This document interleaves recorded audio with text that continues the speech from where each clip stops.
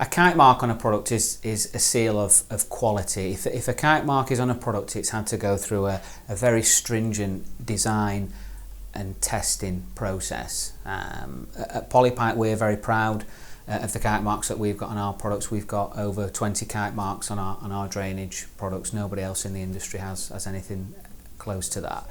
And to get a kite mark on a product, it's quite a long and drawn out process. You have to demonstrate that the product's been designed in such a way that it will meet a certain set of criteria, fairly stringent criteria, and then you have to manufacture that product to a specific set of criteria, which is monitored continually by BSI who own the kite marks.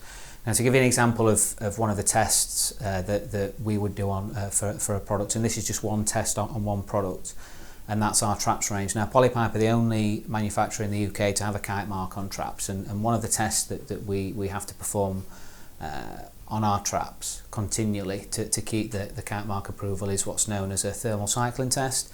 Now, this is a fairly brutal test. Essentially, you take boiling hot water at 95 degrees and you cycle that through the product. You run it through the trap for 15 minutes straight.